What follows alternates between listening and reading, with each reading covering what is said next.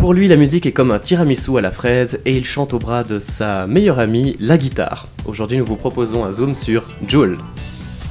Salut à toi, Jul. Salut, Jérémy. Alors, est-ce que tu peux nous parler un petit peu de toi? Comment est né le personnage de Jul? Qu'est-ce qui t'a amené à ça? Alors, il y a fort longtemps, naquit un petit garçon qui s'appelait Yann Giuliani. Et un jour, il a fait l'armée. Et lors de ce moment absolument fabuleux, à l'armée, on appelle tous les gens par leur nom de famille. Et puis pour finir, Giuliani, c'était trop long, c'est devenu Jul. Puis comme à l'armée, j'avais commencé à écrire des textes, je l'ai signé par Jul. Et puis c'est resté mon surnom et j'ai gardé ce surnom pour écrire et puis dès que pour faire de la musique simplement. Tu n'es donc pas tout seul, tu es accompagné de musiciens. Est-ce que tu peux en parler aussi? Est-ce que je peux parler de mes musiciens? Oui, parce que je les aime beaucoup. Un petit peu quand même. Quand même. Alors c'est vrai que je compose, et ma manière de composer, je fais seul à la guitare chez moi, j'écris les textes, puis je compose ma musique. Mais si je faisais que ça, je serais une sorte de Manu Chao du pauvre, avec seulement une guitare. Ça manquerait un peu de finesse musicale. Alors je suis entouré par le plus grand guitariste du monde, guitariste et chanteur des Maddox aussi, qui s'appelle Pascal Schlatter et qui a aussi un rôle de chef d'orchestre un petit peu par rapport à mes idées. C'est-à-dire que j'ai pas de culture musicale. Je suis pas passé au conservatoire, donc j'ai pris une guitare il y a longtemps pour séduire les filles. Et j'ai pas pris de cours. Alors j'arrive à sortir des accords. Par contre, si je dois discuter avec d'autres musiciens pour donner une idée de ce que je veux, il faut aller dans mon cerveau puis traduire ça en musicien. Et Pascal Schlatter le fait très bien. Après, il y a David Churix à la basse, mais c'est une base aussi, c'est pour ça. Et David Churix, c'est aussi le bassiste des Maddox, et c'est aussi mon cousin.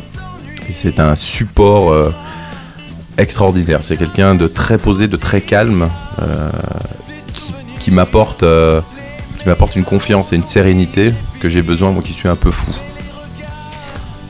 J'ai encore deux musiciens. Un batteur tout nouveau qui s'appelle Danny, qu'on ne voit peu pour l'instant parce que nous répétons à Genève et lui il habite dans la région de Bulle, donc on ne peut pas se voir à chaque répétition, là, c'est un peu compliqué. Et puis le dernier pion essentiel, c'est mon deuxième guitariste qui s'appelle Christophe Haddy, qui me soulage et j'ai moins besoin de jouer de la guitare. Et lui il me remplace au niveau des guitares rythmiques, mais avec un grand talent, parce que je ne suis pas un grand guitariste rythmique non plus. Donc aussi des musiciens de Maddox, donc tu l'as dit tout à l'heure, c'est un groupe que tu as rejoint à la fin des années 2000. Est-ce que tu as un mot supplémentaire à dire là-dessus? Les Maddox, d'abord ils m'ont permis, quand j'ai commencé à écrire, alors j'avais 20 ans, j'avais écrit une petite chanson qui s'appelait Le Petit Chat Irlandais, avec un refrain extraordinaire qui était Miaou, et chaque fois qu'ils faisaient un concert, ils me permettaient de faire cette chanson-là en 2 accords. Et du coup, on est devenus amis. Et puis un jour, ils cherchaient un guitariste. Ils avaient besoin de quelqu'un d'exubérant. Alors je suis allé, en sachant que j'étais pas un grand guitariste, mais j'ai pu apprendre beaucoup au contact de Pascal, qui lui est un très très bon guitariste. Donc j'ai appris un petit peu à utiliser mon instrument.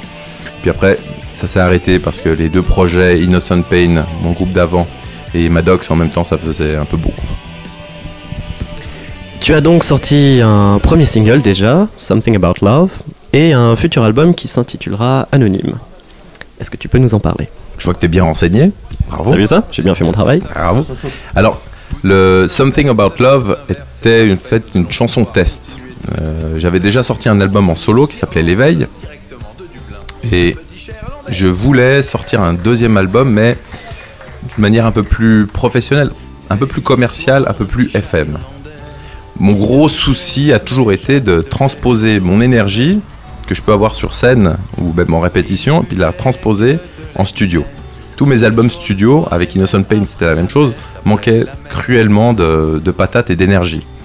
Alors j'ai discuté avec Patrick Villaume, qui s'occupe du Ghost LA, c'est un petit label indépendant, et je lui ai fait écouter, et puis il m'a dit écoute, on peut essayer sur une chanson, voir si notre collaboration peut fonctionner ou pas, et on a testé cette chanson. Et je voulais tester sur Something About Love, qui est le symbole de ma façon d'écrire la musique, qui est très simple en fait. Il faut juste prendre une guitare, gratter 3 accords, laisser un peu la mélodie venir, puis écrire un texte avec un petit verre de vin rouge. C'est comme ça que j'ai écrit cette chanson devant des amis il y a longtemps.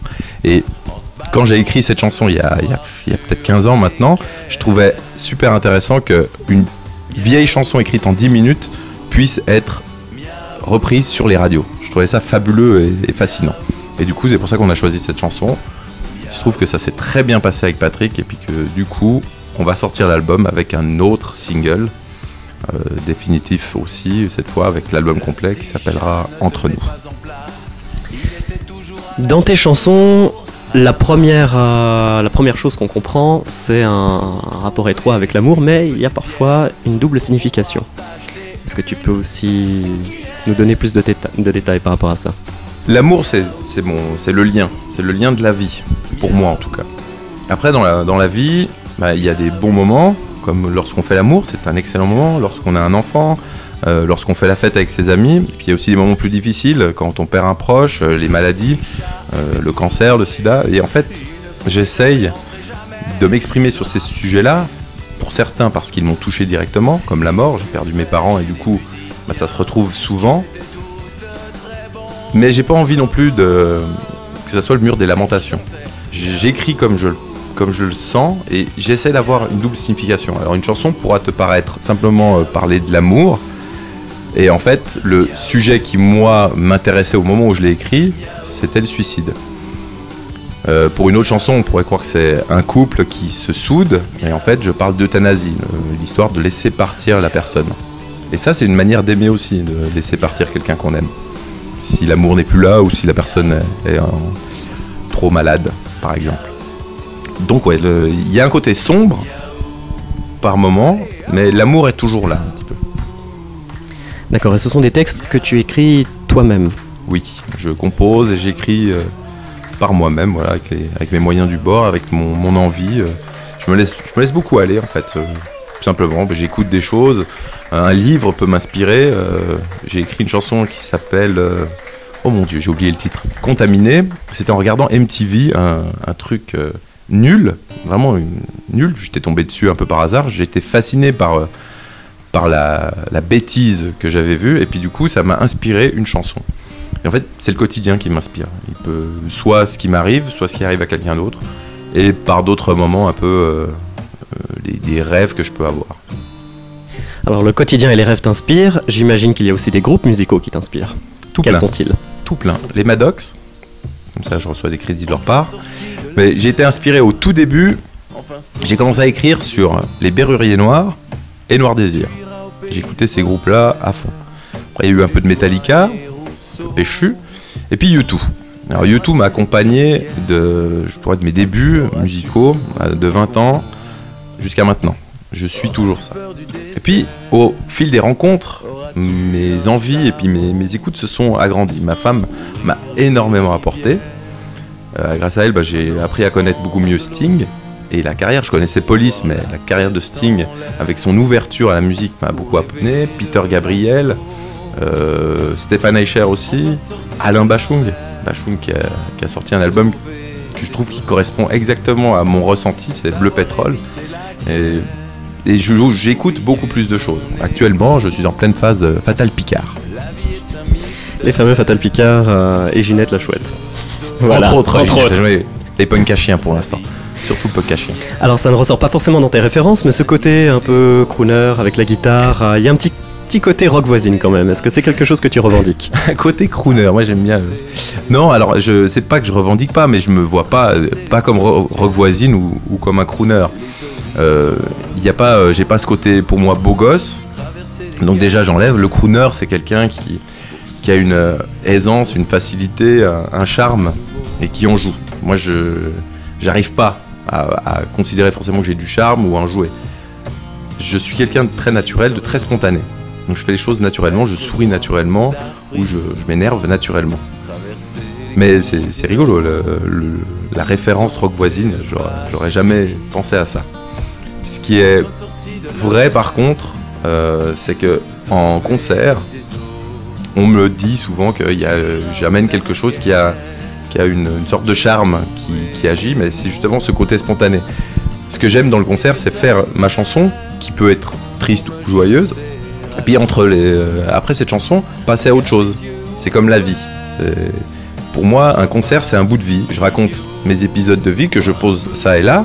Puis entre les deux, par rapport aux gens que j'ai en face, par rapport à mes musiciens, par rapport à comme je me sens, je raconte des choses. Alors des fois, c'est des choses personnelles, des fois, c'est des jeux de mots. C'est souvent des jeux de mots. Donc en fait, si vous venez me voir en concert, vous avez un concert magnifique, extraordinaire, avec des musiciens magnifiques, et en même temps une sorte de one-man show d'un type à moitié rigolo. C'est un moyen d'expression avant tout. Exactement. Tu as travaillé en collaboration avec Patrick Guillaume. Comment ça se passe pour les frais de production et la Suiza? Alors, les frais de production, en fait, le travail que je fais avec Patrick Guillaume, c'est vraiment un travail sur la musique. C'est-à-dire que je paye le travail qu'on fait en studio. La production, je prends tout à ma charge. Et comme j'ai fait pour tous les albums qu'il y a eu jusqu'à maintenant, et ça coûte extrêmement cher. D'abord le studio, ça coûte cher, mais bon, il faut bien payer l'ingé son, le matériel. Après, il faut payer la galette en elle-même, pour ceux qui veulent encore sortir des disques. Moi, je veux encore sortir un CD, parce que sur ce CD, il y aura l'imagerie, qui pour moi est importante aussi. Et puis le CD, c'est comme un souvenir d'un concert. Je trouve que c'est bien. Après, le vendre, ça va être beaucoup plus compliqué de le vendre à la Fnac ou ainsi de suite, puisque les gens maintenant achètent plutôt sur iTunes. Télécharge. Légalement ou illégalement d'ailleurs. Et après, il y a la Suiza. Alors la Suiza, c'est un peu un souci pour moi.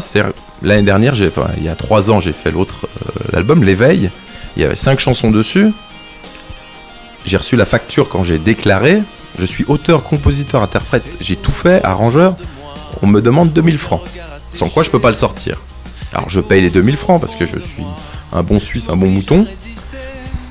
Et voilà, point final. Je dois essayer de me rembourser ces 2000 francs en vendant des albums. C'est chose impossible avec un 5 titres, je ne veux pas les vendre 15 francs non plus. Donc c'est pas possible. Donc en fait, quand on est musicien comme ça, amateur, et puis qu'on essaie de se débrouiller, il faut de l'argent. Il en faut. Et en plus, ils nous avertissent pas.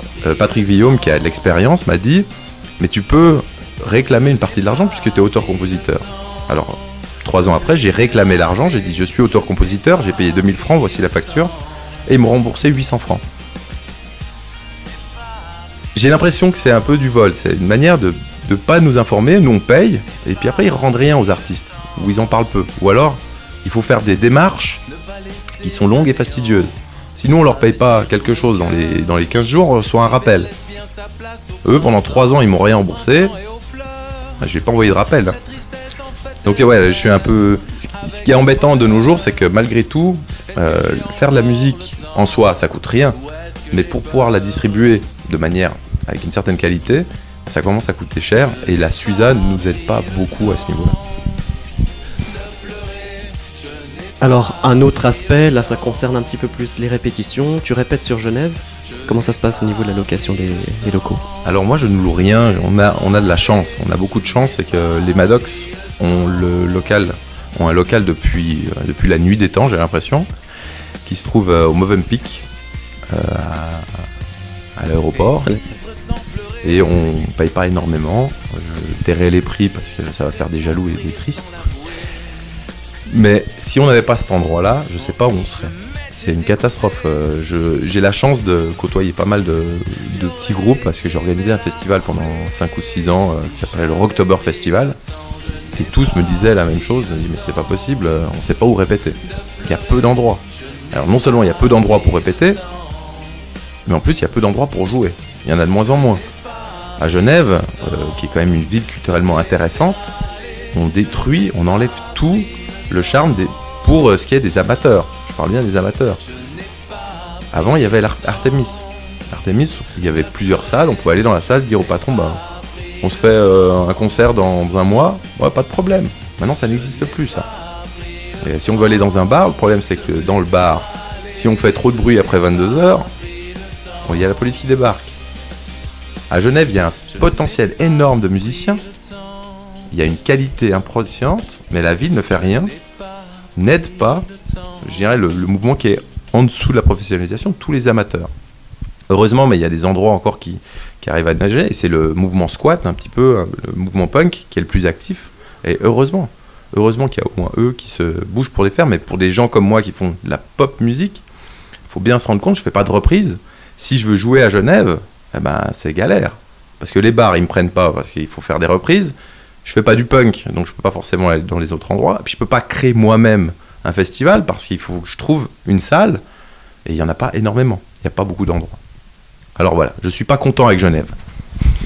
Effectivement, donc avec la Suiza et les locaux, un peu difficile d'être musicien en Suisse. Il est difficile de partager, d'être musicien en soi. Ça va, créer, comme je te dis, créer, moi je vais dehors, je peux écrire, jouer, chanter, c'est pas un problème. Mais pour partager, créer quelque chose de plus grand, puis faire découvrir tous ces petits groupes qui sont importants et intéressants, ça devient extrêmement compliqué, effectivement. Alors maintenant, on va partir sur une phase un petit peu plus positive. Quels sont tes projets de spectacle ? Alors, on va sortir l'album normalement le 31 janvier, l'album qui s'appellera Anonyme, qui est... D'ailleurs, je reviens un petit peu là-dessus. J'ai choisi Anonyme pour plusieurs raisons, mais la principale, c'est que quand j'ai rencontré Patrick, il m'a dit je vais réécouter tout ce que tu as fait avant, et puis on verra si on peut ressortir certaines chansons. Et en fait, il en a ressorti pas mal. Donc l'album sera composé de 7 ou 8 chansons d'avant, certaines qui ne sont pas sorties, certaines qui sont sorties, et puis quelques nouvelles aussi. Il y aura 14 titres. Une sorte de version uncut. Exactement, oui. Et puis ouais, même une sorte de best-of pour certaines chansons qui ont là une seconde vie. Et ce qui est intéressant, c'est de me dire, tiens, j'ai des chansons que j'ai faites quand personne ne me connaissait. Ça intéresse quelqu'un qui est dans le milieu de la musique, qui a déjà produit des chansons qui sont passées sur Énergie. Et donc, voilà, Anonyme veut dire ça. C'est des chansons que j'ai faites de manière anonyme il y a longtemps. Et puis, il y a l'autre côté. Dans la chanson éponyme, justement, j'explique que la musique doit servir, pour moi, elle doit servir à aider les autres. Moi, par exemple, je suis en très bonne santé, ça va, regardez, corps d'athlète. Ça se passe plutôt bien. Oui. Et j'ai la chance de pouvoir m'exprimer. Il y a beaucoup de gens, même à Genève, qui n'ont pas ces moyens-là, qui ne peuvent pas s'exprimer. J'ai l'impression d'être par moments un porte-parole. Quand quelqu'un vient vers moi, il me dit « Ouais, mais là, t'as mis les mots sur ce que moi je ressens. » Alors j'ai dit j'ai envie d'aider, donc j'essaie de faire des concerts caritatifs. Mais je le fais parce que ça me fait du bien, et puis parce que j'aime ça, je me dis que je peux le faire. Je le fais pas pour me faire ma propre publicité. Je mets pas en avant le fait que je fasse des concerts caritatifs pour que les gens viennent et puis m'achètent plus de disques après. C'est pas le but. Et au Restaurant du Cœur, par exemple, chez les Enfoirés, moi c'est ce que je ressens. C'est bien ce qu'ils font, si on veut, ça aide des gens. Mais la manière dont c'est fait, ça manque d'humilité. Il y a quelque chose qui me plaît pas là-dedans. Et donc je le dis dans cette chanson qui s'appelle Anonyme. Bon. Ah oui, tu me demandais les concerts, pardon. Je suis enflammé. Aussi. Alors pour les concerts, on verra. Je suis en train de faire un petit peu la liste, mais c'est difficile quand on n'est pas connu, quand on n'a pas de réseau. C'est moi qui téléphone à tous les festivals. Et soit j'ai une réponse, et souvent elle est négative, soit, et ça c'est la plupart du temps, j'ai même pas de réponse. C'est toujours très difficile. Quand on n'a pas de réseau, c'est difficile. Mais petit à petit, on va arriver. Je peux déjà vous dire qu'on jouera à l'Undertown pour le vernissage. Ça sera soit le 14 février, soit le 21. Après, on jouera certainement au Zoé Live Bar, un nouveau bar très bien. Et puis, on va faire un ou deux concerts avec l'association La Comète, qui est une association un petit peu alternative aussi, avec qui je m'entends très bien et que je soutiens dès que possible, parce que c'est de nouveau grâce à ces gens-là que la musique à Genève existe. Est-ce que tu as un rêve en particulier ? J'aimerais que le monde soit un bisounours géant. J'aimerais bien. Mon rêve, ça serait de continuer à vivre, de pouvoir vivre de la musique, et puis partant de là, de pouvoir aider et de créer des festivals qui seraient gérés, autogérés par des gens en difficulté, des chômeurs en fin de droit, des jeunes qui sont mis aussi, qui n'arrivent pas à aller à l'école, qui sont mis un peu au banc pour des problèmes d'éducation. Voilà, puis qu'on puisse faire des festivals comme ça, autogérés, qui fonctionnent grâce, au départ en tout cas, grâce à ma notoriété, puisque ça pourrait aider des collectivités à investir de l'argent pour que ces gens-là puissent après mettre en pied sur place. Oui, moi, ce serait mon rêve, qu'on puisse se retrouver comme ça, à créer des festivals avec des gens qui sont au banc de la société. Est-ce que tu as un petit mot, une petite phrase pour clore cette émission? Oui, j'en ai plusieurs. Allez voir les artistes en live, allez les voir, allez les soutenir. Regardez sur Internet, regardez ce que vous ne connaissez pas, essayez d'écouter. Moi, je suis même pour télécharger, même illégalement, pour écouter, pour découvrir. Et puis si ça vous plaît, après vous téléchargez légalement. Ou s'il n'y a pas moyen de télécharger légalement, vous allez les voir en concert et vous leur achetez un CD. Soutenez-les de cette manière-là. Il y a beaucoup de groupes. Et si vous avez un bar ou un endroit ou un lieu où vous savez que vous pouvez accueillir des groupes qui répètent ou qui jouent en concert, proposez-leur. Proposez-les. Vous verrez, les artistes, c'est pas tous des sauvages à venir boire des bières et à repartir bourrés. Ils sont là pour partager leur musique. Voilà. Merci Jules pour cette interview. Merci à toi. À vous.